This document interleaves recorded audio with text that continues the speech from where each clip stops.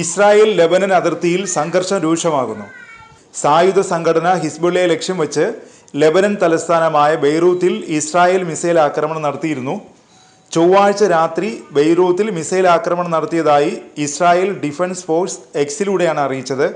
മുതിർന്ന ഹിസ്ബുള്ള കമാൻഡറെ ലക്ഷ്യം വെച്ചാണ് മിസൈൽ ആക്രമണം നടന്നതെന്ന് ലെബനൻ സുരക്ഷാ അധികൃതരും സ്ഥിരീകരിച്ചിട്ടുണ്ട്. ഹിസ്ബുള്ളയുടെ ഏറ്റവും മുതിർന്ന സൈനിക കമാൻഡർ ഫുഹാദ് ഷുക്കറിനെ വധിച്ചെന്നാണ് ഇസ്രായേൽ പറയുന്നത്.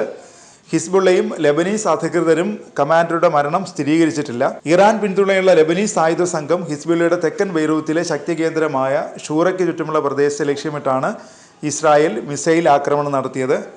ശനിയാഴ്ച ഇസ്രായേൽ അധിനിവേശ ഗോലാൻ കുന്നുകളിൽ ഹിസ്ബുള്ള റോക്കറ്റ് ആക്രമണം നടത്തിയിരുന്നു. ആക്രമണത്തിൽ 12 ഇസ്രായേലി യുവാക്കൾ കൊല്ലപ്പെട്ടിരുന്നു. ഇതിന് പ്രതികാരമായാണ് ഹിസ്ബുള്ളയെ ലക്ഷ്യം വെച്ച് ഇസ്രായേൽ വ്യോമാക്രമണം നടത്തിയത്. തെക്കൻ ലെബനനിലെ ഹിസ്ബുള്ള നിരീക്ഷണ പോസ്റ്റിനു നേരെയും ഇസ്രായേൽ വ്യോമാക്രമണം നടത്തിയിട്ടുണ്ട്. അതിനിടെ ഗോലാൻ കുന്നുകളിലുണ്ടായ ആക്രമണത്തിൽ തങ്ങൾക്ക് പങ്കില്ലെന്നാണ് ഹിസ്ബുള്ള അറിയിച്ചിരിക്കുന്നത്.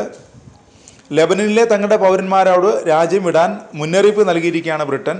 സ്ഥിതിഗതികൾ അതിവേഗം വഷളാകാൻ സാധ്യതയുണ്ടെന്നും വിദേശകാര്യ സെക്രട്ടറി ഡേവിഡ് ലാമി ചൊവ്വാഴ്ച പാർലമെന്റിൽ പറഞ്ഞു.